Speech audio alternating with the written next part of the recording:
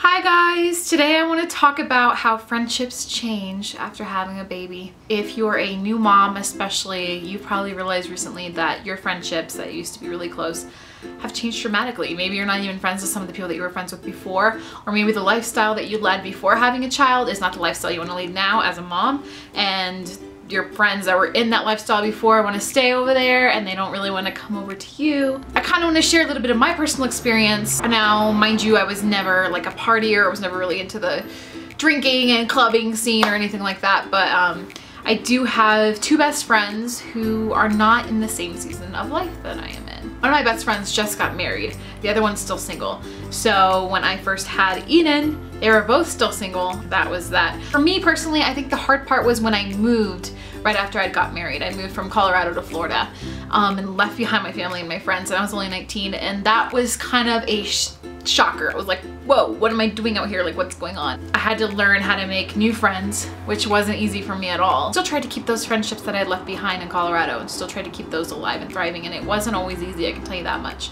I think, honestly, that the closest friends in your life, how you will know if they are like an extremely close friend is if you haven't seen them in like 6 months and you get together again and you don't run out of things to talk about. It's just like you were like just seeing each other yesterday. The friends that text you or call you to check up on you, the friends that pray for you or encourage you, I mean, those are the friends that are so hard to find.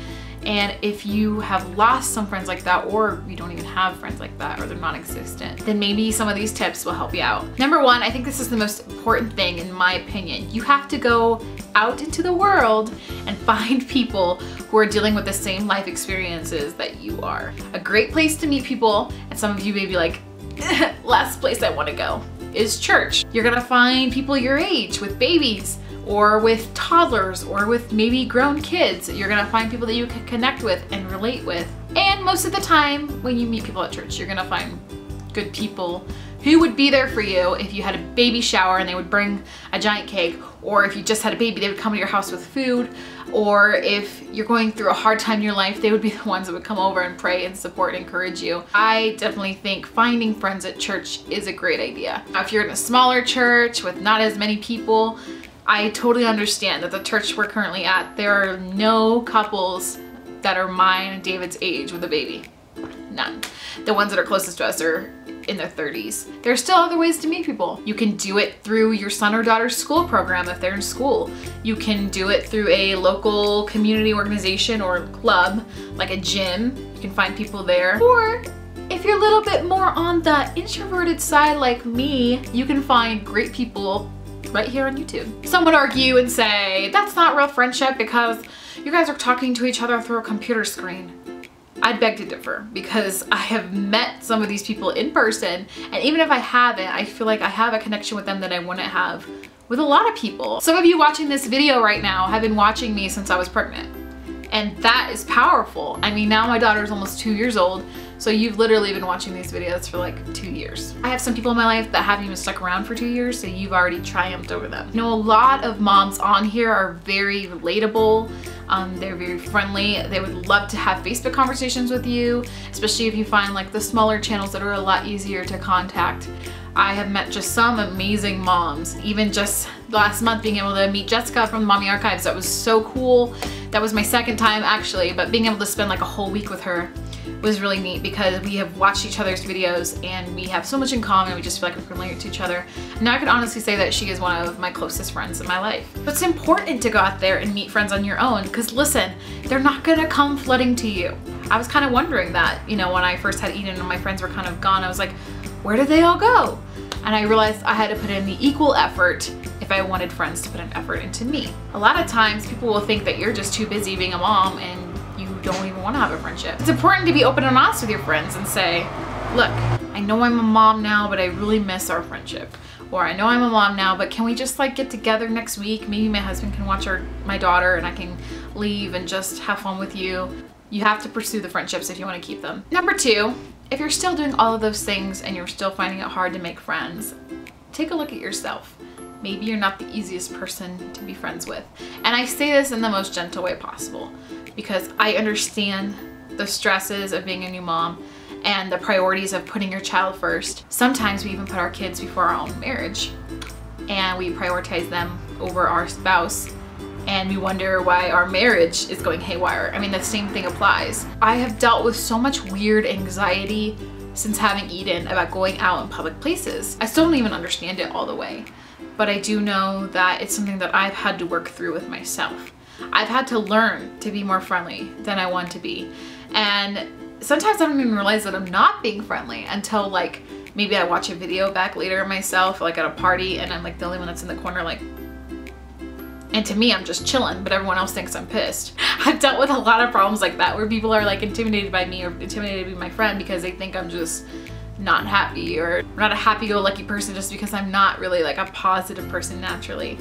So I think it's important to just be aware of those things when we're in social environments, to make sure that we are listening to the other person and not just talking, because some of you might struggle with that. We don't have all the time in the world to invest in friendships here and here and here and here. That's why you have to choose wisely and choose friends that you actually feel like is healthy for you, is good for you. I want to start putting my friends' needs before my own more so than I have. And number 3, whew, this one is a hard one. Something that I have found out recently in the last few months. Spend your time and energy focusing on friendships that you're putting an effort into and that are equally being put an effort into you back, if that doesn't make any sense. Requited friendships. Make sure that you're putting your time and effort into friendships where the person actually wants to be friends with you. I guess that's the way I can say it bluntly. I've dealt with this a few times in my personal life where somebody will be like, yeah, let's hang out. Sure, yeah, let's do it. And then like you never hear from them again, you try to make plans, they ignore you, all that fun stuff. And it's hurtful, it really is. But like at the end of the day, you realize like, okay, I've got like 4 close friends over here and I got 5 acquaintances that say they want to be friends with me, but they don't actually make the initiative whatsoever. So where am I gonna put my time and energy into? Because we don't have a lot of energy, period. And we barely have enough time to even do the things that we have to do on a normal basis to be a good wife and be a good mom. But so for the extra time you have for friendships, where's it gonna go? It's taken me a few really disappointing conversations and some nights of just crying to figure out that even though I wanna be this person's friend over here, but they don't wanna be my friend back, and I'm sitting there trying to pursue it and they're not pursuing it back, I gotta learn to just like let it go. If you've tried and you've put your energy into that and it's still not happening for you, just let it go.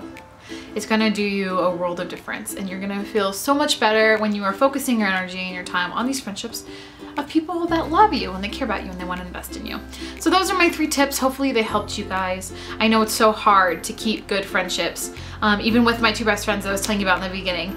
We go like weeks without seeing each other and sometimes it's hard, but every time we get back together, we feel like we were just never apart, and that's just because we put in 10+ years with both of them of a friendship where just years you can't replace, you know, and just that time spent together, we both made each other priorities. They made me a priority and I made them a priority. And you have to have that in friendship, period, no matter what life stage you're at. But it is important to find people that are in the same boat as you. So if you're trying to have a baby, find friends that are trying to have a baby. If you're a new mom, find friends who are a new mom. If you're a seasoned mom, you need to find friends who are seasoned moms. I think it's really important to find someone that you can connect with and relate to on a daily basis where you can share your life struggles, your dreams, all that kind of stuff with them. So anyway, that's the end of my talk. I love you guys. Make sure to subscribe if you have not yet. Like this video if you enjoyed this kind of a video, and we will see you in our next one. Bye. Just stressing out over little things. We would probably just be more go with the flow and chill. And I'm looking forward to that, you know? 'Cause I have conversations with, you know, like parents a lot. After they you're always say like, yeah, oh, I'm on my 3rd and I'm good, it's a breeze. And you're just like, really? that's why the people with like 4+ kids are always the most calm. I agree with that. I would also say like